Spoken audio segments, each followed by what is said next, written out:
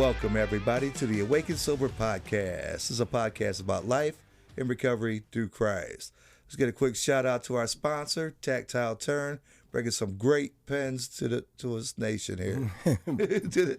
He's like, I held it up and he didn't know what to say anymore, did he? No. Yeah, they are bringing some great pens to this nation. Yes. And all nations. All nations. No All matter nations. where you're at, you want a cIall Turn pen, cIallturn.com. Hit them up. Get you one of these pens. Yeah. What else? Like, share, subscribe. We're on every podcast platform And and social. social media, without I a just doubt. figured you might as well help them out along. Yeah, so I'd say I need help too. This anyway, is only take social 3, media. so it's okay. It's only take 3. The first 2 was because of me. The third one, we're going to go with it. And it's going to be good. Say it. But yeah, social media, you see us out there, share us, share with your friends, get your friends to like us, all that like, share, subscribe stuff all over again. So what do we got today? Today we got a special guest. I'm kind of a little excited because Bonnie, friend. Okay, Bonnie so her and name's Clyde, not huh? Bonnie, but I think it's funny. So yeah, Bonnie's here to join us today. Bonnie, how are you? So excited to be here. I said as soon as I walked down the stairs, I know that Derek's going to call me Bonnie. But your real name is Frannie? Yes. Okay, Fran or so- Frannie. Sometimes, and back in my drinking days, I would go by Franimal. But I still kind of think that's just a fun nickname to have anyways. Yep. There it is. Did she really say Franimal? Franimal. Franimal. Yes, she did. I did. I think that still fits you. Yeah, a little bit. Even in sobriety, huh? Yeah. Even in sobriety, I'm just kind of weird and quirky and stuff without needing the alcohol. And so There's the word of the day. I like Quirky. I like being able to have my personality back, Yeah. and my humor and my goofiness has kind of carried me a long way.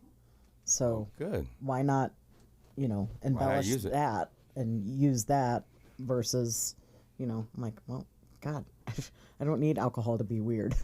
I just am. And you said the word of the day was what?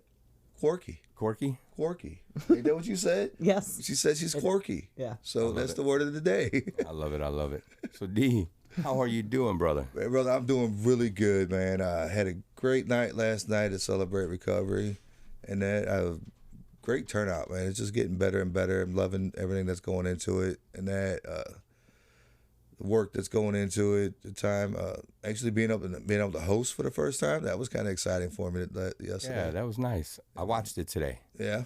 because we recorded it for once. Oh, sweet. Yeah, so I got to see it. What else is going on with you? Anything? Nah, for the whole much, man. It just life in general has been decent, brother. I ain't really have no complaints right now. Good. Not that maybe, give me an hour and I'll think about it. If I think of something, I'll bring it back. But it's going to take that long to really think about it because God's been good to me, man. Well, we don't need to have anything bad. If there's nothing bad, let's not bring that That's up. what I'm saying. I'm not going to come up and think about it at the time of this podcast because Right. life's just been that good right now. Good. It's been good. Good to hear. Christina, welcome back. Thanks. It's good to have you. How are you doing? Doing good. I mean, you got to be amazing because you live with me. But other than that, how are you doing? Next week's episode, we're going to talk about ego and pride. I got all my ego stuff out in the garage. Right. That Evo, not ego. It's all ego. That's echo. There's ECO. It's EGO. It's ego. Whatever. Anyway. But the back's doing better, so that's good. I can at least walk. Good. So we're doing good there. And we have another female on the podcast, which is great. Hey. Yes, finally. It's not just me. Half the most we've ever had. Yes, it was. We had 4 at one time. Yes, now we got 2. Our Usually 4 Valentine's guys. Now special. it's evened out. Yeah, 2 and 2, so that makes you feel good. it does. It's exciting. Yes. Do we fire the 2 guys to keep the girls? We might do better. You never know. Never know. But, and you Broaden guys, our audience a little bit. Yeah. audience, you guys might want to all pray for Shane. I go out of town for a couple days starting tomorrow. You do? I do. Women's Said retreat. who? Oh, you already approved it. Like I really need to approve it. Right. I was going to say, you encouraged it, so I was there. I just don't. I'm gonna be fine. I don't know if he is. I mean, he acts like a big tough guy, but he is a teddy bear on that I'm off side. work at 5, man, about 6 o'clock. Yeah. Hit me up. I'll probably need it. At 6 o'clock, I will be playing pickleball with my father-in-law. Okay. We're going to do some drills. And then you have to make sure that you get Zora to the vet at 7:30 on Friday morning for her surgery. Yes. So prayers, please. Man, that is nothing big. And we'll have just to. pray that he's got to get up that early, man. Tell you the truth. You know, this is going to be a weird week for me because it's always me that leaves, right? And so she could handle the house just fine. I don't know what to do. This is going to be strange. Yeah, it's only happened a couple other times. Once. Not even a couple. Is it just once? Yeah, Okay. just once. Besides the behavioral health unit. Yeah, And I had that's to true. handle everything. But Yeah. other than that. That was yeah. like the big first time. Yeah, so, What about you, boss? How you doing, man? man, my soul is on fire. Yeah. It's, you know, I talked about it earlier today. And it sucked to really say, but I must have been lukewarm for how long, right? And then God has just stoked that fire within me. And it shows because I keep getting wrecked. I keep getting wrecked over everything. I mean, my wife had to pay attention to what I was teaching last night because she knew where I was coming up to and brings me Kleenexes up there because she knows what I'm about to do, right? And so being able to be vulnerable on stage, being able to be vulnerable during worship, my soul is on fire. Right on. And so I don't know what God's doing, but God is up to something. Hey, let's talk about what God's doing, especially at the worship time yesterday. Those kids that were there. Oh my goodness. Oh, they rocked, man. That was awesome. Like, just to see, like, kids, like, I mean, you're talking, like, starting probably around, like, 9. Yeah. In a recovery program, dancing to Christian music with other people in recovery, just going to town and having a blast. And they were reading the words off the board and singing along. Oh, Yeah. It was that's great. it was wild. I mean, They led worship for us last night. They Yeah. did. They pumped the audience up. It was awesome. good. so, I mean, Pastor great Steve was energy probably to like, have. "Whoa, you know, look at this." Yeah. Pastor Steve loves the way that we worship anyway, right? That's why he wants us to get our worship band from the church to come do more for us. Right. Because he's like, man, these people know how to worship. He's like, we need to bring the rest of the congregation in on a Tuesday night. Let them see us worship, right? But we just need to bring that same energy to the weekend as well.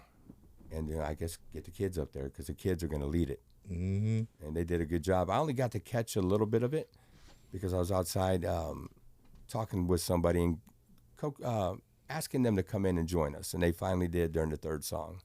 So, and they walked in during a great part of that third song anyway. So, yeah, that was neat. Good for bringing that up, D. Yeah. that Now was let's wild. have some fun. Yeah, you ready for this? Yeah, let's have some fun. All right. So, Frannie, Hello. where were you born? How was you raised? Well, I was born in Glendale, Missouri, which pretty much right next to Kirkwood, where I was pretty much raised as well. You know, I lived in a house in Glendale up until I was 14, and then my family moved to Kirkwood. So I'm the youngest of 5 kids, and I'm the youngest by a lot. So, and that means my closest sister to me is 7 years older. So there's a little bit of an age gap there. 3 sisters, 1 brother. And we were raised Catholic. I went to a Catholic grade school, went to a Catholic high school. And yeah, I mean, grew up in Kirkwood, and my parents are still in that same house in Kirkwood. I now live in Maplewood. I went to college for 1 year at Fontbonne, and then I went to Merrimack after that. But I do not hold any degrees. I was always a worker bee. I always had a job. I don't think I've been without a job for longer than, I'd say, a couple days since I was 15 or 16. Wow. Always had a job, and at some points in my life, I had 2 jobs quite a bit. I was always a doer, always a mover and a shaker. I have, as ADD as I am, I have trouble sitting still. Like, I have to be doing something. I don't blame you. I understand that.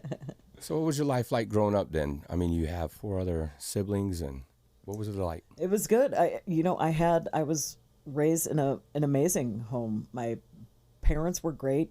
They're probably the kindest, most giving people That's I right. will ever meet. Um, they don't judge. They've opened their doors to help others. They're amazing people. And my siblings are amazing, but it's almost like they're a whole generation older than me. So when they were teenagers and partying, I'm still a kid. And I didn't really get to start hanging out with them almost until my 20s. I think my childhood was fun. Um, I had some issues as growing up as a child. I won't really go into that now, but like as I grew older, I think it was about sixth or seventh grade where I got diagnosed ADD, and I started battling depression. I started taking medication for a learning disability.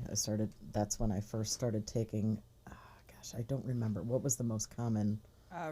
Ritalin. Yes, I started taking. for kids. Yes, I started taking that in sixth grade, and I don't remember if it helped because I had other emotional issues that were starting to surface at that point. Um, Depression, didn't know who I was, but at 13, who does? But I was not cute growing up. I wore glasses. I had buck teeth that could open Coke bottles. I was constantly, it was made fun of here and there, but I think later on, it kind of hit me in my teen years that I was not cute. And, I didn't have self-esteem or anything that could keep me friends with other people. I kind of, I would try to be friends with so many other people. And at that point, I started to act out to just get attention, even if it was the wrong kind of attention. Like telling lies and not thinking before speaking and just having emotional and angry outburst and stuff. And it was not, I was such a lost child, and it was not pleasant for my family either, because obviously they didn't know what to do. It was, I was sent to therapy. I tried different medications and stuff. And this lasted all the way through high school. And I can remember trying many different medications, but one was to like help focus in school and do that. But then I'd be taking risperidol or something to help with control my anxieties and anger and stuff like that. But they would, clash when I took them. I remember I spent a lot of my high school years oversleeping, undersleeping, overeating, undereating. There was no balance. And I know that medication today has certainly come so incredibly far since then. But that experience has kind of deterred me from wanting to take medication again. I remember there was, like, during my high school years, there was a time I was walking the dog with my mom, and I was prescribed too high of a dosage of risperidol, and I felt like I was high. I felt like I was tripping. It was scary. And I remember questioning, like, will I ever be normal again? Will I feel normal again on this? So I was going to therapy at the same time, but I wasn't mature enough or ready to fully open up to that therapist. And God bless my parents for doing as much as they did. And they spent so much money on that, I'm sure. But I was uncomfortable and not ready. And I truly did not know who I was. I think, after high school and, after Fontbonne, my failed attempt at college, Merrimack did wonders for me. It helped out quite a bit, but just diving right into the workforce and working a lot, I think I was able to build, socialness with friends, have a good set of friends, and kind of slowly discover who I was. So I never drank in high school. I barely had any friends. Like I had a couple here and there, but that you know, it wasn't that I was isolating. It was truly they didn't want to be around me. You know, I don't think back then, I mean, this was 25 years ago almost, none of them knew how to handle someone with emotional anxieties like I had. You know, I think that's also come a long way, that people have more patience and understanding of it now. So I wasn't isolating on purpose. It was no one wanted to be around me, and that was high school was not fun for me. And I can't say no, they were mean girls. You know, I went to an all girls high school. They weren't. No one just understood what was going on in with me and Right. why I was the way that I was, kind of thing. And I kind of slowly grew out of that until I got, social and with friends and stuff like that. And I think the first time I ever drank was at my sister's wedding at the age of 17, but that didn't stick then. Like, that's not when it happened. It was just, I think, to fit in and be cool and be like, well, all these other underage people that are at this wedding are drinking. I'm going to do the same thing. Well, and it's kind of surprising that, like, with you having older siblings, that you didn't drink until then, in all honesty. Yeah, but that's also because my behavior was not, no one wanted to be around. Like, Right. I was kind of a loose Right. cannon. And it's hard for me to talk about because it's like, it didn't really hit me until I was in recovery and had this clarity of what I truly put my family through with all of my shit. But they also, being who they are, they understood that I was sick. They understood that I was not mentally healthy. And that's why they did everything that they could, to help me. And it becomes a learning process for everybody. Right. So, any spiritual upbringing, church or anything? I was raised Catholic, and we would go to church growing up. My uncle is actually a Jesuit, and he is based in Belize, and he was here for a long time. And so, yes, my upbringing and stuff is Catholicism, and that's my background and everything. Today, it's different. What's a Jesuit, man? They're the motto basically is to serve. I'm not going to say anything more than that because I don't want to butcher it, not knowing too much. But they have a calling to go to a certain location and serve. And he was in downtown St. Louis at a parish for 10 years. Then he was over on the east side for many years, and then he was in Kansas City for a long time, and then he got a calling to go to Belize. And he's called to serve the most needed areas. And so that's why he's been in Belize. Oh my gosh, it has to be about 15 years now. Oh, wow. But that's my dad's youngest brother, and he was ordained as a priest when I was in 5th grade. I do remember that. So I do, we do have the background of that, and grew up Catholic. I'm not really practicing now. I kind of have my own direction and my own spirituality these days that has been there for me in my recovery, and I have that to turn to, which has been great. Mm-hmm.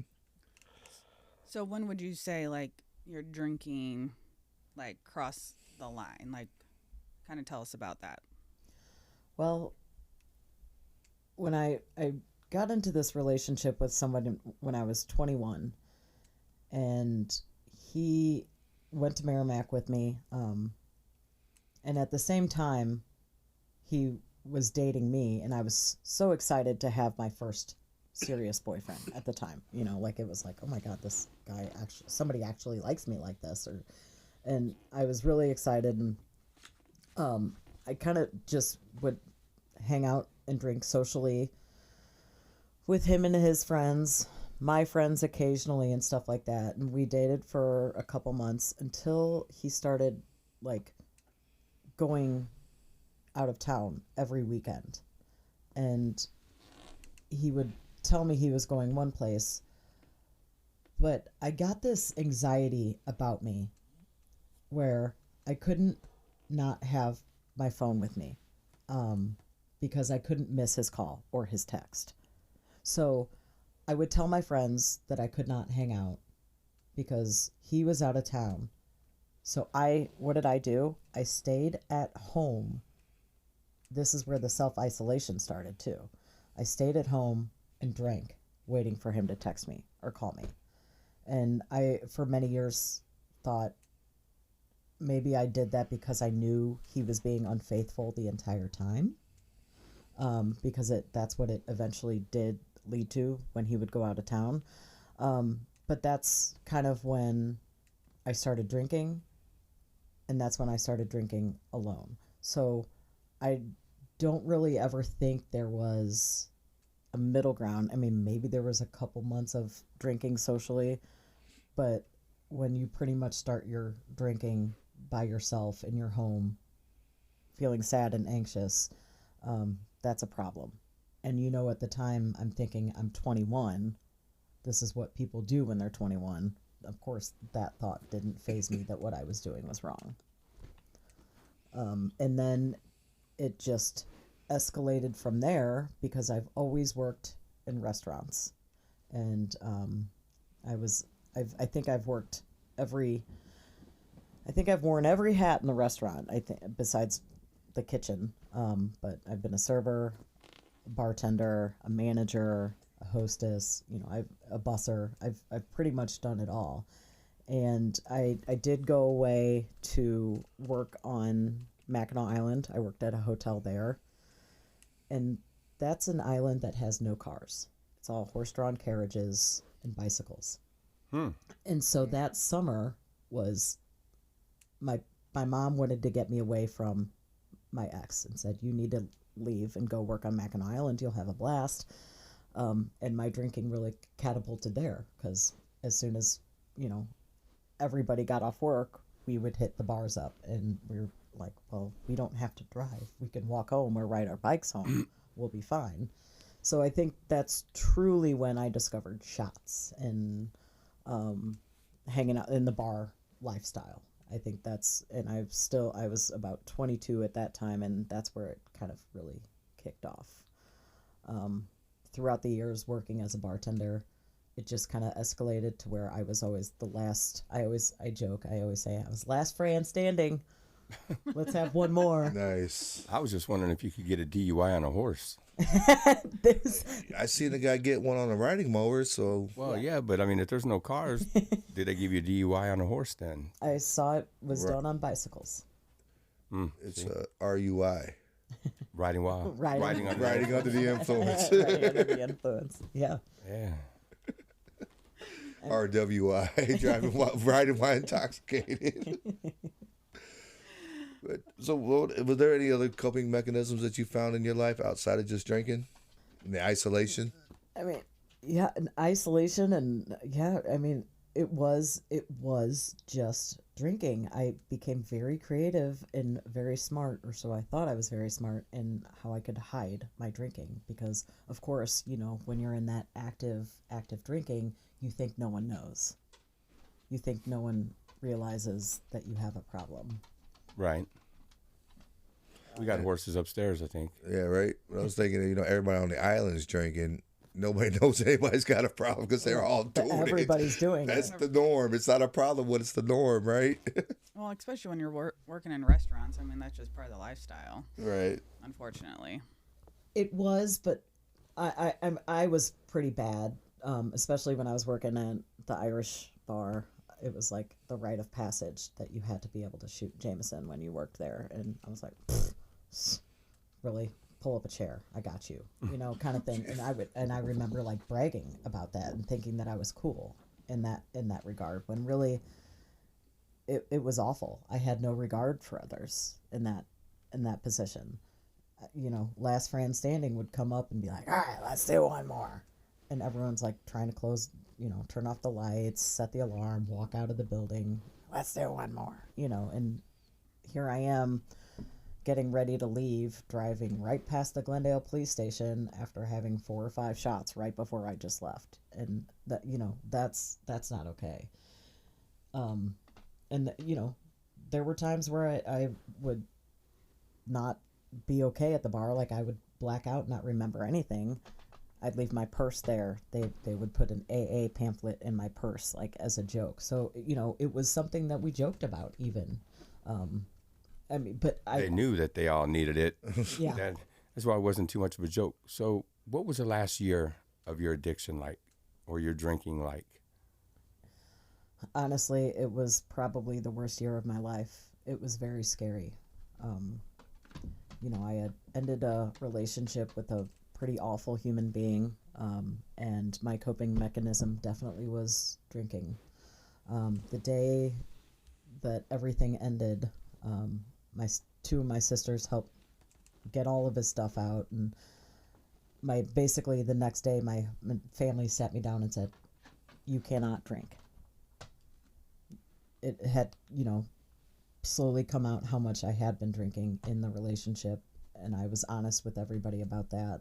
So that's why they said that. You can't drink anymore. And I remember at that time they offered to get me help, but I had self-will run riot. I got this. I can do this. I can do this on my own.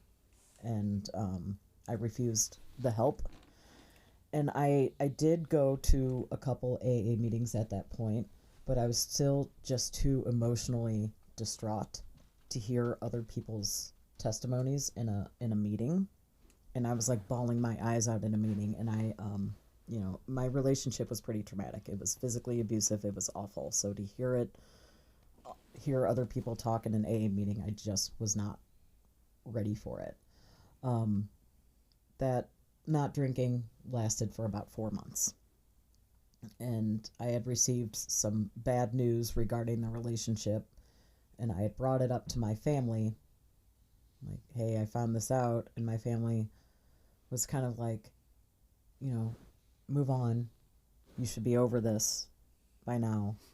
And I guess I was just way too sensitive about everything. And maybe it was because 4 months in, starting to achieve a little bit of clarity, and I was starting to feel. And I wasn't grieving the relationship. I was starting to get mad at myself for staying in the relationship as long as I did. And I just remember that night I got news. I was like, okay, 1 bottle of Jameson won't hurt. And that led to 6 months of me drinking myself isolated in my apartment by myself when everybody thought I was sober the whole time. So I had been lying to everyone around me. Everyone thought I was sober, but I truly was not. And that was the absolute worst feeling, because over those next couple months I was starting to feel like I was living a double life, and I wanted to end my life because I was living a lie, and I could not go through with that. Full honesty is I did, have the suicidal ideation. I thought about and planned a couple ways. I even pulled into the parking lot of a building that I wanted to, possibly jump off of. But then I remembered why I didn't go the train route, why I didn't hang myself. Like I remembered these things as being my empathy. I didn't want a family member to find me. I didn't want that train conductor to ever feel bad about something like that. I thought about my family bending over backwards and what they've done so far, because I felt like I was more of a pain being alive and more of a burden being alive than I would be if I took myself out. And no one deserves to ever feel that pain. That pain is crippling. That shame and that guilt is I never want anyone to go through that. So, and I was scared to go through with it. And I just remember having the mindset I was okay with alcohol taking me out. Like this is just how I'm gonna go. So then what was that moment of clarity for you that said, I'm going to go get help? I did not get help on my own. So I had to go to a going away party for my nephew who was going to work on at Yellowstone. And I was like, okay, I have to sober up to go to this. I need to show up. So I remember getting ready to go, but I was really shaky. And oh my God, I do not miss those alcohol shakes. They were the absolute worst. Do not miss that ever. I was really shaky, and so I had to have a shot to stop shaking. That was my thought process at the time. And I showed up to my nephew's going away party. It was at my sister's house. And everyone could visually see how shaky I was. And my sister suggested that I go lay down in the room. And they tried to get me to eat. Well, I hadn't really eaten any solid foods in 3 weeks. I could never keep anything down because of my drinking. I had pretty much an alcohol withdrawal seizure, and so it showed itself in front of my family.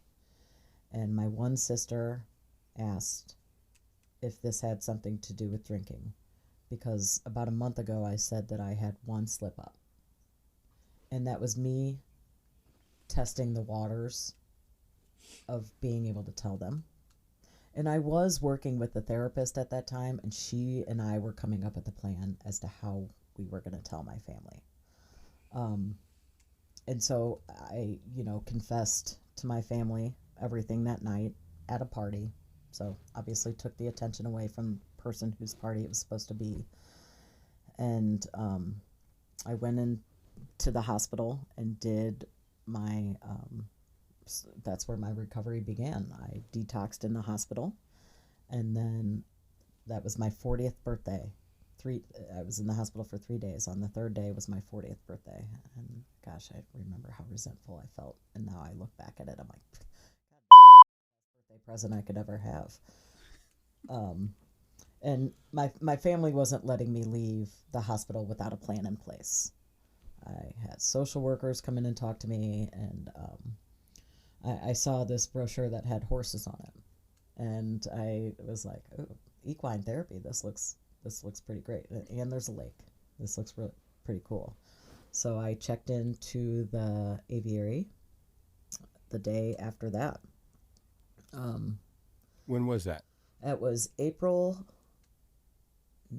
13th. Yeah, because I checked in the day after my birthday, April 13th of 2022. And how long did you stay? I was there for 26 days. Yeah. Tell me the insurance company. I'll tell you exactly how many days she was there. Yeah, but back then it was a little bit different, too. It was a little bit different. 2 years ago was a big difference. Yeah. And what'd you do after inpatient? Well, so I, while I was inpatient, everybody, we came up with our plan, like, what is our continuing treatment plan? And everyone had been talking about IOP, and when they said Kirkwood, I'm like, wait, I live in Kirkwood. I need to do this. And everyone was talking about what it consisted of. It was like 9 hours a week. And I know I remember at the time thinking that it was AA. And I was like, oh, is this going to count towards my AA meeting? And then as time got closer, I'm like, oh, no, this is not that.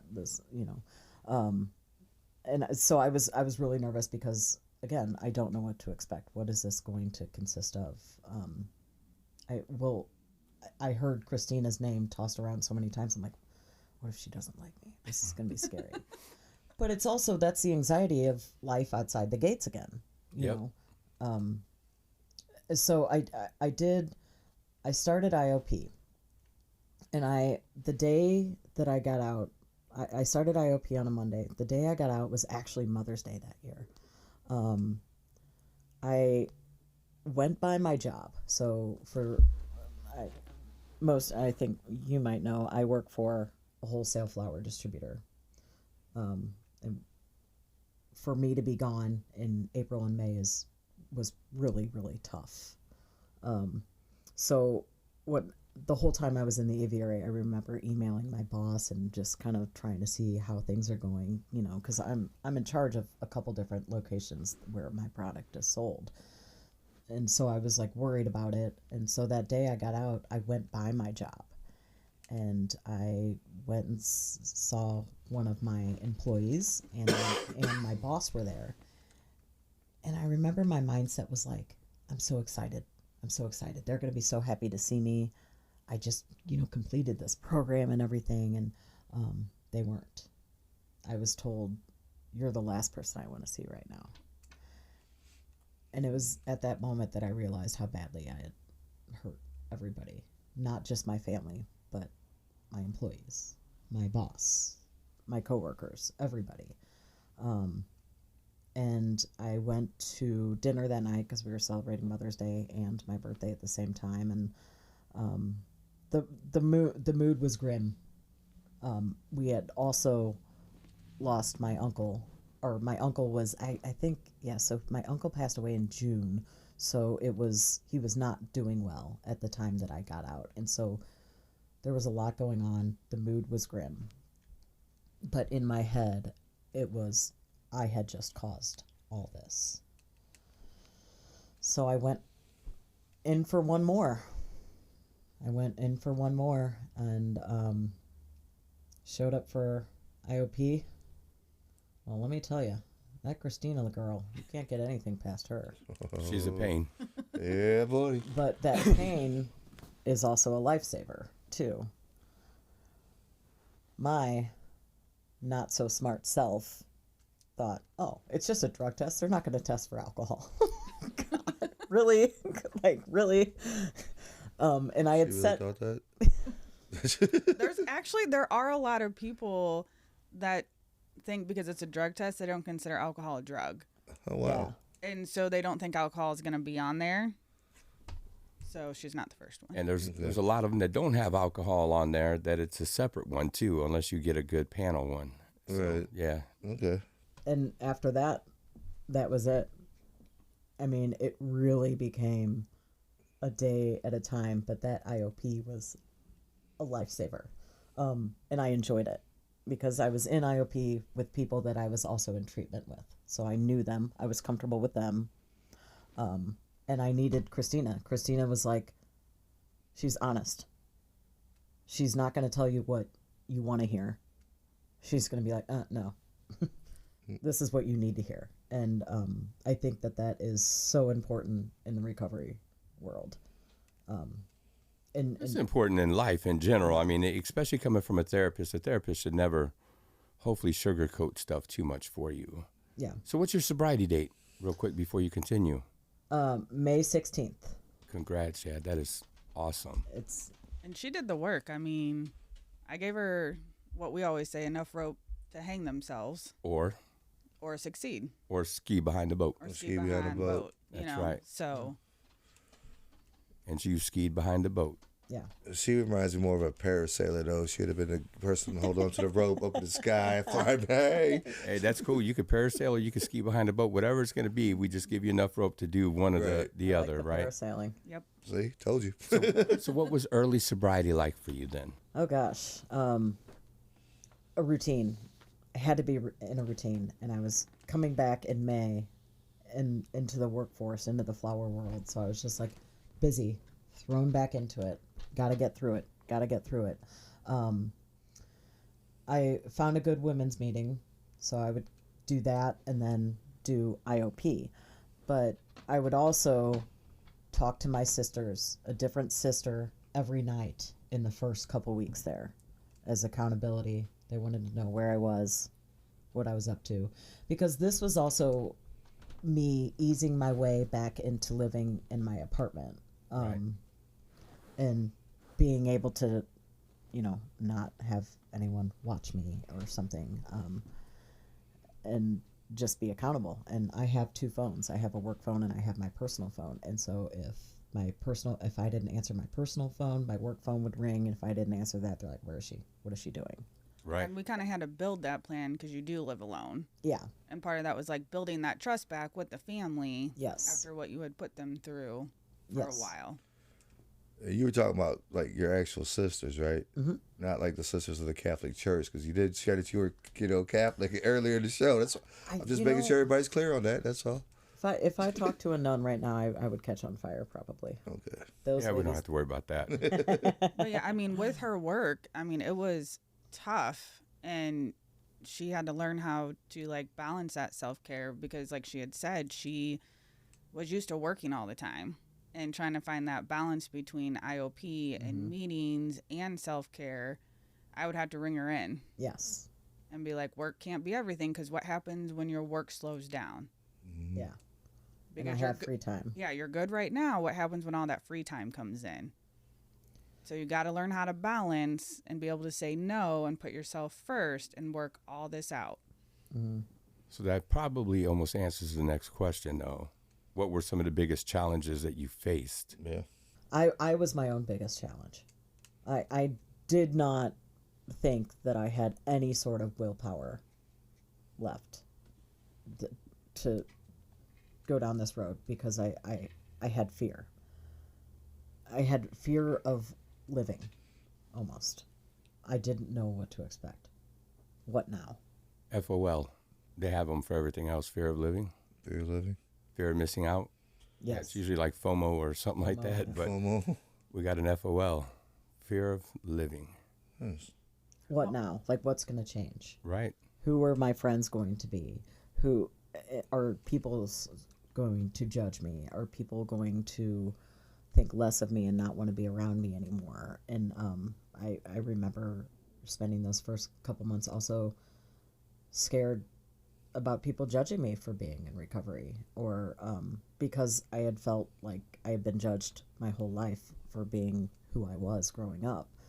And now, I just don't care. I do not care anymore. I am who I am. I choose who I can surround myself with. I can love people from afar if they're not for me right now, not someone that I need to be around. I learned to walk away when I needed to. And that is something that I never had. I never had my own boundaries. I learned to set boundaries and keep them. And that is something that I never did growing up. I never had boundaries with anybody. I would allow myself to be treated poorly by people. I stayed in relationships where I was treated poorly. The boundaries were huge and important. If I didn't go into recovery or find a program that was working for me, I don't know where I would be either, So I have to look at it like this, all the horrible things that happened, the awful, awful relationship that happened. I have to look at that as a great thing that happened, because I don't know that I would be where I am now. I feel like I'm the happiest I've ever been. I feel good. I'm living a good life, and I'm being good to people. And that's makes me happy. I'm serving others. I'm helping others. I'm sponsoring women. I'm mentoring women. And I'm being honest with others, but most importantly, I'm being honest with myself. I'm not afraid to admit when I'm wrong or admit my past anymore. And that held me back for a long time. Well, and I remember one of the biggest fears, and you kind of touched on it in the beginning, but I remember you clearly stating, am I going to lose who I am in sobriety? Yeah. Am I going to lose like this quirkiness, fun Frannie? Yes. And she had this big fear. And as finally time went on, she's like, I don't need alcohol to still be me and have this funny, quirky personality. I know you talk about all the time with other females in the program, because it was one of her biggest fears. Mm-hmm. So she's able to guide other people through that. Yeah. And I think that's huge. Yeah. And I think the other thing is, and you haven't really you touched on it, but without saying it, and with May being Mental Health Month, like one of those like root causes was working through like the trauma, like the childhood trauma, being made fun of, and like the meds, and then like the relationships, and how that developed into like codependency, and not knowing how to set boundaries, and what does that look like, and it's hard. So what were like some of the people, the professionals that supported you to the beginning of your recovery? Besides Christina, we done brought her up like 4 times. No, Everybody does. I'm amazing. No, Well- God just gifted me. there you go. Well, she certainly did get me to an important point of where I was comfortable addressing trauma from my childhood that went beyond just being made fun of growing up. And then I was able to also address the trauma from an abusive relationship that I didn't think would affect me the way that it did. And, it's been a few years since that, but it stayed with me for a long time because I didn't know how to let it go. So I have a therapist that I do EMDR with, and I think that that's huge. And she's another one that calls me out on stuff, and says what I need to hear. But I have a sponsor who is amazing, who has been through hell and back in her 8 years of sobriety. Honestly, what's really, really cool, her and I have the same sobriety date, but she'll be 8 years sober tomorrow, and I'll be 2 years sober tomorrow. So I think that's pretty cool that we share that. But she has gone through so much loss, ups and downs, everything. And if she can stay sober, I'm like, I can stay sober. Right on. With what she's been through. So I have that. And I have a couple people from the treatment center I went to, from the aviary, that I stay in contact with, and that have helped guide me. And of course, then Derek. He's kind of a decent human being. That I mean, some days. some days. Well, it's really nice to know you think about me that way, Bonnie. I appreciate it. Thank you. There's that Bonnie. You got to throw that in there. Yeah. I miss you. I know. But one of the things I see from an outside that's really helped Frannie is the service work. And she's moved it. She would volunteer out at the aviary on, what was it, Sundays? Yeah. And then you were like, okay, I'm getting kind of bored with this. It's time to move on. Mm-hmm. And what do you do now? I know you do something else now. Well, I serve as the GSR for my home group, which is cool. But I sponsor 3 women, but I also I'm a mentor, and I have a couple women that are under my wing that I don't necessarily want to sponsor because I don't think that they're there yet. But I'm a phone call. I am I can be there. I can bring you to a meeting. I can do coffee. Starting next month, because I told my DCM that I needed time to get through my busy season. So starting next month, I will become the chair of Bridge the Gap, which is an organization of people that let's say I live in Kirkwood. I will get an email for somebody that's coming out of treatment in Kirkwood and go to a meeting with them. Nice. So it kind of gets them familiar with a program where they can go to a meeting, so they're not nervous. They're going to go with someone the first couple times. And so being the chair of that is I will gather people's contact information who are comfortable being a volunteer or a point of contact for someone like that that's just getting out of treatment. Someone to call. So I'm looking forward to that. I'm also a peer specialist, so I will be working with Joe here and there on a few projects and stuff. Again, all this is going to get started once I slow down at my 9 to 5 job, I guess I would say. And your side job of babysitting dogs. I do dog sit. I do dog sit. See, you are staying busy these days. I have to. She always is. My ADD needs it. And she works out. She rides bikes. I ride my bicycle. Hikes. I'm actually purchasing a new one this weekend, so I'm really excited. What are you getting? So it's a steelhead road bike. It's a titanium frame. I have one now, but it's a little bit smaller. It was for someone that did like triathlons and stuff like that. So I'm getting the next size up, I guess, of that same model. And yeah, I would ride my bike to IOP a lot.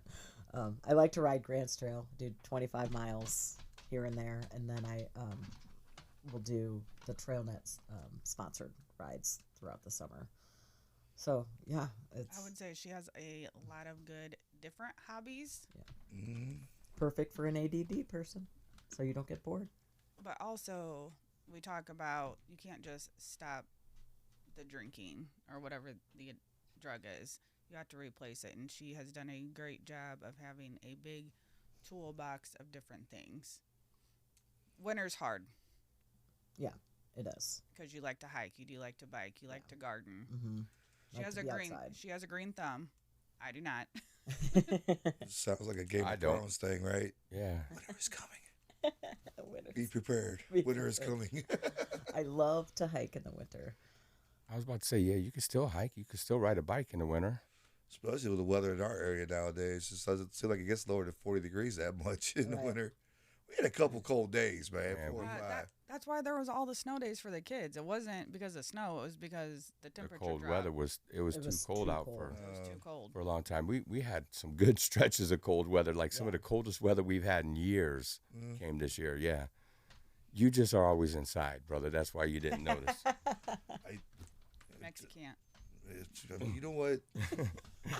Well, she did. Hey, she so a let's little get to the real big question here.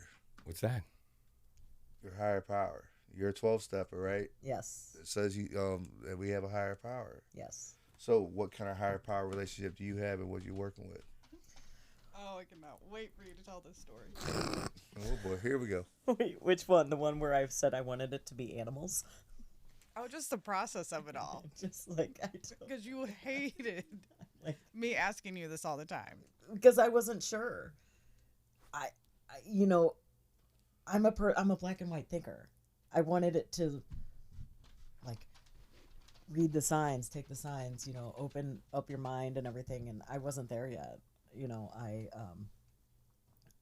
I couldn't, I was not ready to be like, what is it? I want it to be animals. Like, that's what I wanted it to be. And it certainly wasn't that. And the whole first couple months of starting to work the steps, I was doing all my reflecting on my bicycle, on my bike rides. It had to show itself to me. So yeah, I think it had to happen naturally, but I wasn't reading the signs like I should have. But, you know, I think it had to happen in due time, where I realized, like holy crap, I'm alive because I went to my nephew's going away party. If I had not gone to that party, I'd probably be dead. You know, I went into the hospital weighing 98 pounds and I hadn't eaten for 3 weeks. Somebody was looking out. Somebody was looking out for me. That was meant to happen. So little things like that started to happen. Realizing that I was in the hospital on my 40th birthday. Meeting the people that are still in my life today that are in recovery, such as like my very good friend that was in treatment with me pretty much every day I was there. I'm still really good friends with, and I'm going to her wedding in the fall. I'm so excited she's getting married. I know. It's going to be incredible. It's going to be so much fun. She got her dress in Paris. Okay, side note. Sorry. Of course she did. I was jealous of course that. she did. I love you, bougie, my bougie buddy. I love you. You know, those people were put into my life for a certain reason. My sponsor was put into my life for a certain reason. So I started taking these signs, and it's my higher power is timing and placement. It's that's what I turn to. And that's what I'm able to see and observe. And that happened when, that happened now, that happened because that person is here because, and I'm able to see that and turn to that. And it's worked for me. She so bad wanted it to be animals. I did. I still remember. Yeah. And then I remember the day when you were more like, I think it's like more like the universe and nature. Yeah. Because when I'm hiking and I'm on my bike, that's finally when I feel at peace. And I was like, well, there it is. Yeah. Because it's one thing I would talk about all the time is if we have a higher power, we're more likely to stay sober. Like those are the stats out there, right? Yes. You got to start somewhere. Yeah. I think, Frannie, you're a good example of that. Like, you hated that question. Yeah. You would always hate, I'm like, where are you at with this? But we have to start somewhere. And I think one day I finally asked her, I'm like, where are you at peace? Where does the anxiety finally cease? You're like, but I want it to be animals. And you're like, but I feel at peace on my bike and when I hike. I said, well, then there you go. Yeah. Then. But that's where I was when I discovered timing and placement was on my bike. Yep. And outside. Yep. I have to be outside. The outdoors is where, like. Oh, so your higher power don't come inside? You know, when it's raining, When it's raining. and I'm forced to. So what message of hope or inspiration would you like to share with like listeners who may be struggling with addiction or recovery themselves? My goodness, do not give up. Time. Give it time and be patient with yourself and just show yourself some grace. Think of tomorrow. Think of the future. Think of the people in your life who are rallying around you and support you and love you. And just rediscover yourself through your sobriety. It is so worth it. But the absolute most, I think, important is honesty. You have to be honest with others, but the most important and the only way you're going to succeed in this is being honest with yourself. And I think being honest, like with yourself and others, also means like taking suggestions from people who are farther than you. Yeah. Because if I'm going to be honest with somebody, but I'm not willing to take your suggestions, where would you be? Because like you could have told me, you'd be like, well, I did drink. I don't care what you got to say, Christina. And then where would you be? Or I'm 6 feet under. Or Christina, I'm too busy. I got to get back to work. I got to do this. And Which I did say that too. You did, and I countered that. I was ready, right? And I usually am. And I can say the same thing because I'm in recovery. I'm too busy. I don't got time to journal. I got to do this. I got to do that. Whatever works for me. And I'm sure Derek can say the same thing. But if we don't make time for ourselves, if we don't do that stuff, one, we're not being honest with ourselves, but then we're not taking suggestions. So then we're truly not being honest. Yeah, absolutely. Right. You have to be open to it. It was funny how you brought that up about taking care of yourself, because that was a big thing I had at work today. I'm listening to everybody, they're all complaining their stories, they're giving all their stories and stuff, and I'm like, all I'm hearing, I ain't heard one of you guys mention one thing about what you do for yourself. And they just everybody just shut up and looked at me. Yeah, take care of yourself. You got to take care of yourself, without a doubt. All right, but besides me, what's been one of the biggest surprises in your recovery? Oh boy. Like the way they did. Not really a surprise, but in a way a surprise is I have my life back, and I surprised myself by being able to do the things I never thought capable. Be confident. I never thought I would love myself the way that I do. I always thought I had to always be around somebody when the company of myself is rather okay and peaceful. And I can't wait to get home and just kind of chill on the couch. I might read, I might watch trash TV, and just chill. Like, I'm okay in my own company. And I never thought I'd say that. And yeah, I might be 42 years old and just now discovering that, but I don't really care. I don't really think about that. The point is I'm discovering it. Right on. May not be a big surprise for you, but it definitely is for us that you've. No, I'm just kidding. She gets to hang at home and just be by With herself. Yeah, Did you get that out of your system? I did. It never, it never leaves the system. No. Any final thoughts? Randy, it's been a pleasure. It's been great knowing you. I'm really happy you got to join us here today, and it's been good. It's been real. I don't know if it's been real good, but hey, it's good enough.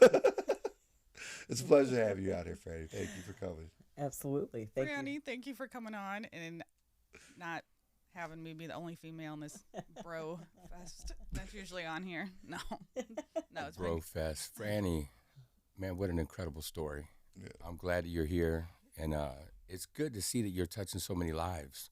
Nothing better than sponsorship, nothing better than mentoring people. And then I love this new program that you were talking about. I want to hear more about it. That's for sure. Bridge the gap. Yeah. Yes. Yeah. I want to hear more about it. That's for sure. So, hey, to all the listeners, like, share, subscribe. But Franny, from everybody here at the Wake and Sober podcast, we say thank you. God bless you guys, and have a good week. Peace. Thank you for having me. Always. That was a lot of fun.